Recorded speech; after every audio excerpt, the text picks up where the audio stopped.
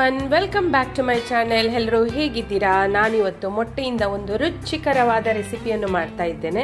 ಬನ್ನಿ ನೋಡುವ. ಈ ವಿಡಿಯೋವನ್ನು ಸ್ಕಿಪ್ ಮಾಡದೆ ಕೊನೆಯವರೆಗೂ ನೋಡಿ. ಇಲ್ಲಿ ನಾನು ಗ್ಯಾಸ್ನ ಮೇಲೆ ಇಟ್ಟಿದ್ದೇನೆ ಫ್ರೈಯಿಂಗ್ ಪ್ಯಾನ್. ಅದಕ್ಕೆ ನಾನು ಇಲ್ಲಿ ತೆಂಗಿನ ಎಣ್ಣೆಯನ್ನು ಹಾಕ್ತಾ ಇದ್ದೇನೆ. ಇದರಲ್ಲಿ ಒಂದು 2 ಟೇಬಲ್ ಸ್ಪೂನ್ ಅಷ್ಟು ತೆಂಗಿನ ಎಣ್ಣೆ ಇದೆ. ತೆಂಗಿನ ಎಣ್ಣೆ ಒಳ್ಳೆ ಬಿಸಿ ಆದಮೇಲೆ ಇದಕ್ಕೆ ಹಾಕುವ ಅರ್ಧ ಚಮಚದಷ್ಟು ಜೀರಿಗೆ ಪಟಪಟ ಅಂದಾಗೆ ಇದಕ್ಕೆ ಒಂದು ದೊಡ್ಡ ಗಾತ್ರದ್ದು ಈರುಳ್ಳಿ, ಬೇಕಾದರೆ 2 ಈರುಳ್ಳಿಯನ್ನು ಕೂಡ ಹಾಕಬಹುದು, ಸಣ್ಣ ಹೆಚ್ಚಿ ಹಾಕ್ತಾ ಇದ್ದೇನೆ. ಇದನ್ನು ಸ್ವಲ್ಪ ಹೊತ್ತು ಫ್ರೈ ಮಾಡುವ, ಸ್ವಲ್ಪ ಬ್ರೌನ್ ಕಲರ್ ಬರುವ ತನಕ. ಈಗ ಇದಕ್ಕೆ ಹಾಕುವ ಜಿಂಜರ್ ಗಾರ್ಲಿಕ್ ಪೇಸ್ಟ್. ಇದರಲ್ಲಿ 1/4 ಚಮಚ ಇದೆ, ಸ್ವಲ್ಪ ಹಾಕಿದ್ರೆ ಸಾಕು. ಜಿಂಜರ್ ಗಾರ್ಲಿಕ್ ಪೇಸ್ಟ್ ಇದು ಹಸಿ ವಾಸನೆ ಹೋಗುವ ತನಕ ಸ್ವಲ್ಪ ಹೊತ್ತು ಈ ಎಣ್ಣೆ ಜೊತೆ ಫ್ರೈ ಮಾಡುವ. ಈಗ ಇದಕ್ಕೆ ಹಾಕ್ತಾ ಇದ್ದೇನೆ ಉಪ್ಪು, ರುಚಿಗೆ ತಕ್ಕಷ್ಟು ಉಪ್ಪು. ಅಂದರೆ ಉಪ್ಪು ಹಾಕಿದರೆ ಬೇಗನೆ ಈ ಈರುಳ್ಳಿ ಕೂಡ ಬೇಗನೆ ಫ್ರೈ ಆಗುತ್ತೆ, ಅಂದರೆ ಬ್ರೌನ್ ಕಲರಿಗೆ ಬರುತ್ತೆ. ಈಗ ನೋಡಿ, ಇಷ್ಟು ಬಂದರೆ ಸಾಕು. ಇದಕ್ಕೆ ನಾನು 2 ಟೊಮೆಟೊವನ್ನು ಹಾಕ್ತಾ ಇದ್ದೇನೆ, ಹಣ್ಣಾದ 2 ಟೊಮೆಟೊ, ಅದು ಕೂಡ ಸಣ್ಣ ಹೆಚ್ಚಿ ಹಾಕ್ತಾ ಇದ್ದೇನೆ. ಈಗ ಇದನ್ನು ಇದರ ಜೊತೆ ಫ್ರೈ ಮಾಡುವ. ಇದು ಟೊಮೆಟೊ ಸಾಫ್ಟ್ ಆಗುವ ತನಕ ಫ್ರೈ ಮಾಡಬೇಕು. ಈಗ ನೋಡಿ, ಟೊಮೆಟೊ ಒಳ್ಳೆ ಸಾಫ್ಟ್ ಆಗಿದೆ. ಟೊಮೆಟೊದಲ್ಲಿರುವ ನೀರು ಕೂಡ ನೋಡಿ ಡ್ರೈ ಆಗಿ ಟೊಮೆಟೊ ಒಳ್ಳೆ ಸಾಫ್ಟ್ ಆಗಿದೆ.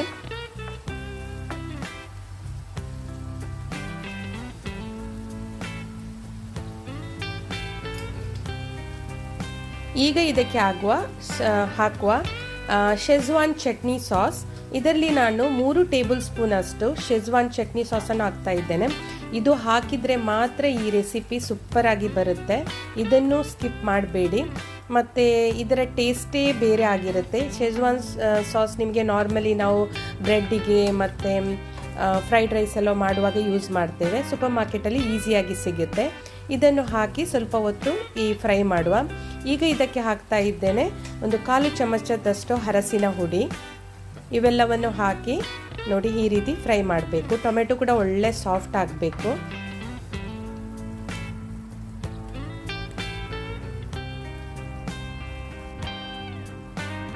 ಈಗ ನಾನು ಇಲ್ಲಿ 4 ಮೊಟ್ಟೆಯನ್ನು ತಗೊಂಡಿದ್ದೇನೆ.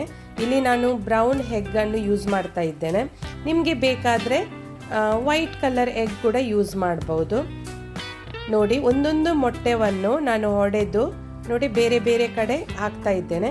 ನೋಡಿ ಈ ರೀತಿ ಒಂದು ಕಡೆ ಒಂದು ಮೊಟ್ಟೆ, ಇನ್ನೊಂದು ನೋಡಿ ಈ ರೀತಿ, ಅಂದರೆ ಸಪ್ರೇಟ್ ಆಗಿ ನಾನು ಒಡೆದು ಹಾಕ್ತಾ ಇದ್ದೇನೆ.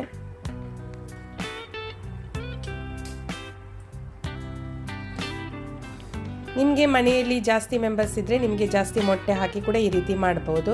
ಈಗ ನಾನು ಅರ್ಧ ಚಮಚದಷ್ಟು ಪೆಪ್ಪರ್ ಪೌಡರ್,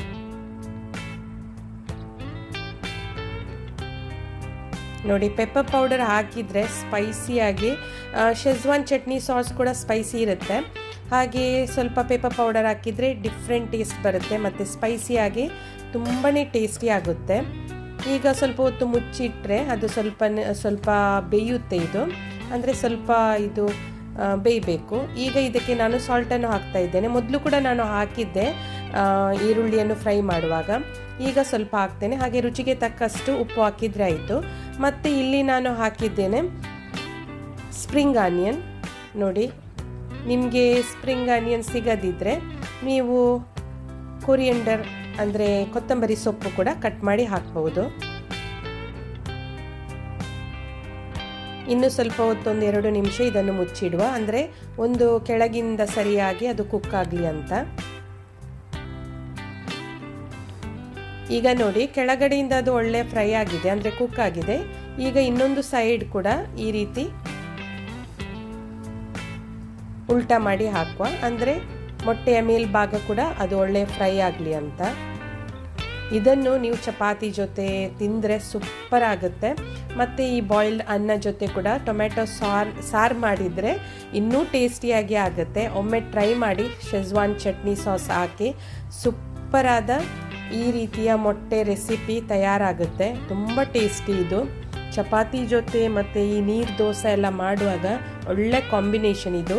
ಈ ನಾರ್ಮಲ್ ದೋಸೆ ಕೂಡ ಉದ್ದಿನ ಬೇಳೆ ಹಾಕಿ ಮಾಡ್ತೇವಲ್ಲ ದೋಸೆ, ಅದಕ್ಕೆ ಕೂಡ ಒಂದು ಒಳ್ಳೆ ಕಾಂಬಿನೇಷನ್, ಸೂಪರ್ ಆಗುತ್ತೆ. ಈಗ ನಾನು 2 ಸೈಡ್ ಕೂಡ ಒಳ್ಳೆ ಫ್ರೈ ಮಾಡ್ತಾ ಇದ್ದೇನೆ. ಅಂದರೆ ಸ್ವಲ್ಪ ಕ್ರಿಸ್ಪಿ ರೀತಿ ಬರಲಿ ಅಂತ, ಸರಿಯಾಗಿ ಸ್ವಲ್ಪ ಡ್ರೈ ಆಗಲಿ ಅಂತ. ಈ ಟೊಮೆಟೊ ಎಲ್ಲ ಸ್ವಲ್ಪ ಸರಿಯಾಗಿ ಫ್ರೈ ಆಗಿ ಸ್ವಲ್ಪ ಟೇಸ್ಟಿಯಾಗಿ ಜಾಸ್ತಿ ಇದು ಮಾಡ್ತಾ ಇದ್ದೇನೆ, ಕುಕ್ ಮಾಡ್ತಾ ಇದ್ದೇನೆ.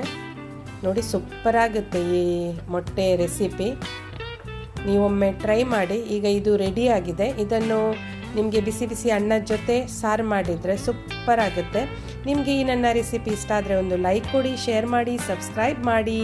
ಬಾಯ್ ಬಾಯ್, ಟೇಕ್ ಕೇರ್.